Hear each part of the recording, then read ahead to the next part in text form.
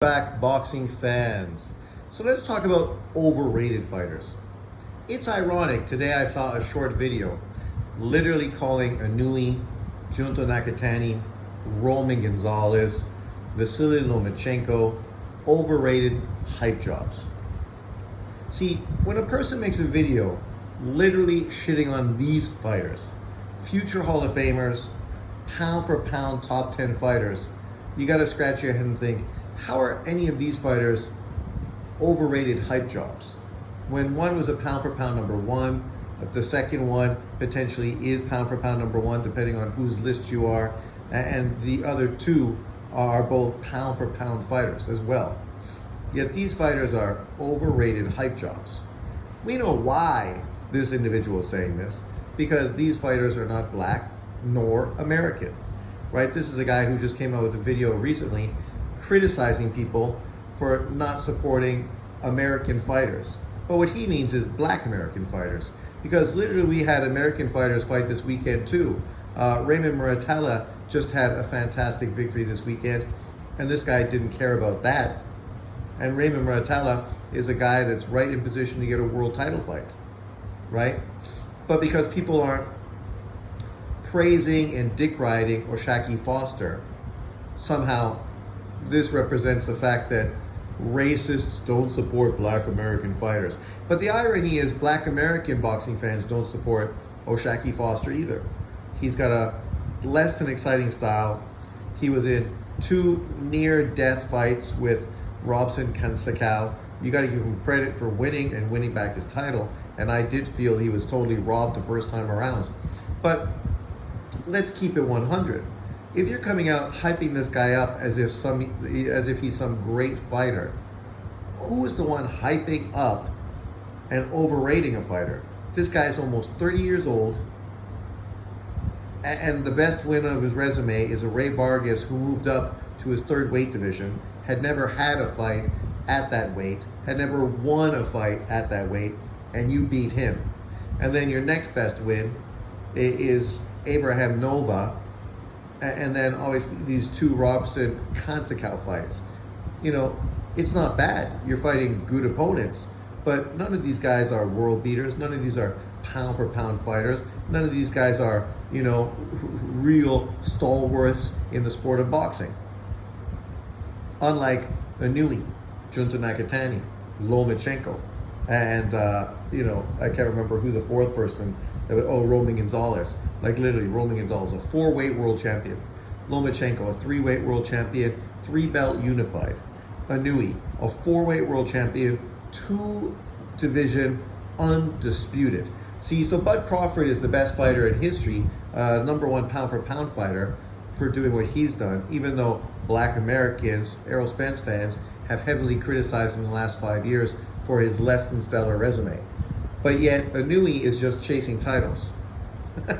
Like, that shows you, exposes you, the kind of narrative fans like this consistently push.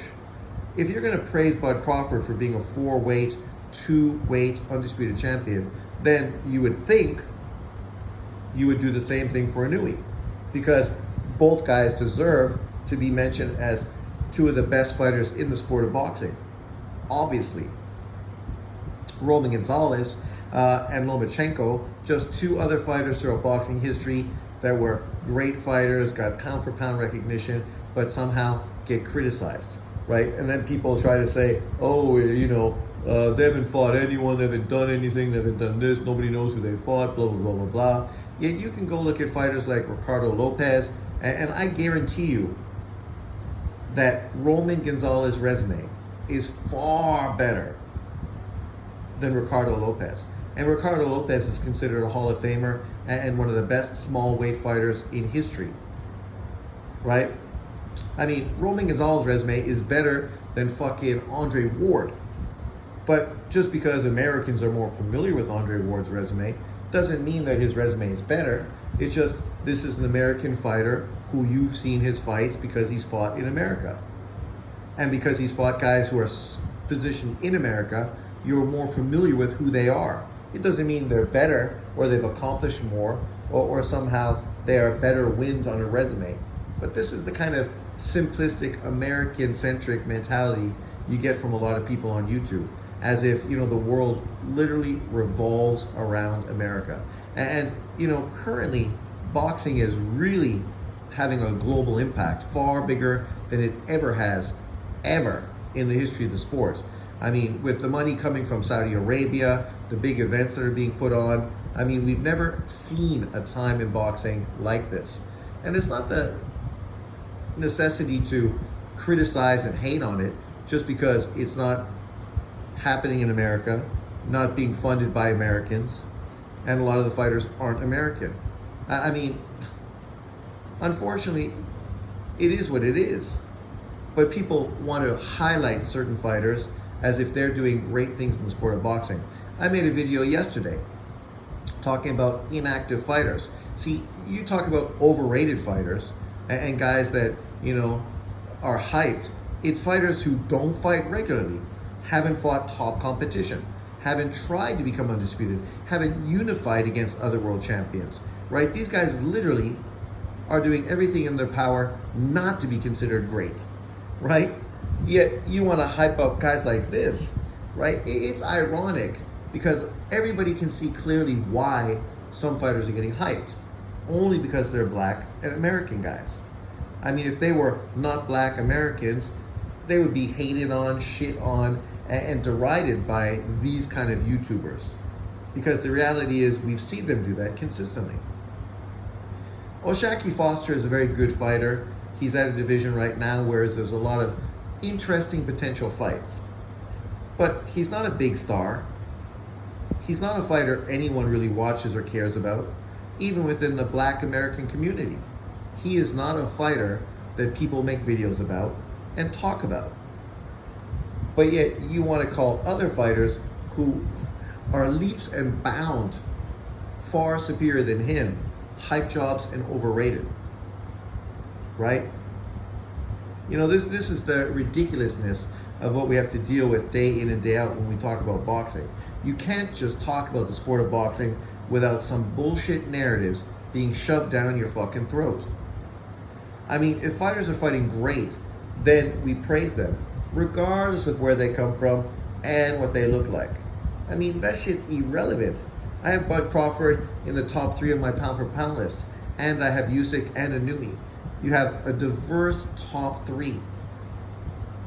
But somehow having a diverse top 3 now is recognized as being racist, because it should just be a black American, a black American, and a black American, right? It should be obviously Devin Haney, Bud Crawford, Tank Davis. They should be 1, 2, and 3. And if you do that, oh, now you're a boxing expert. I mean, the irony is Tim Bradley just came out and literally called Tank Davis a 30-year-old prospect. Is he trying to hate on him? No. He's pointing out what all of us have been pointing out for the last 5 fucking years. The Tank Davis has been on a protection plan. PBC Island. They've been trying to build up a pay-per-view star, but they haven't been trying to build a superstar, a Hall of Famer, a legacy fighter, right? And that's true. Even Tim Bradley can see that. The reality is, this is no hate towards Tank Davis. It just is the reality of the situation. Let's just call a spade a spade. Let's just be honest. When some fighters are fighting pound for pound quality competition, Tank Davis just ain't that guy. He just ain't built that way. He'd rather paint his nails, dress in pink, and focus on doing pay-per-views against mid-tier opponents. Don't be surprised if O'Shaquie Foster is the next guy pulled up by Tank Davis. But let me know what you think. Leave your comments below. Thanks for watching. Peace out.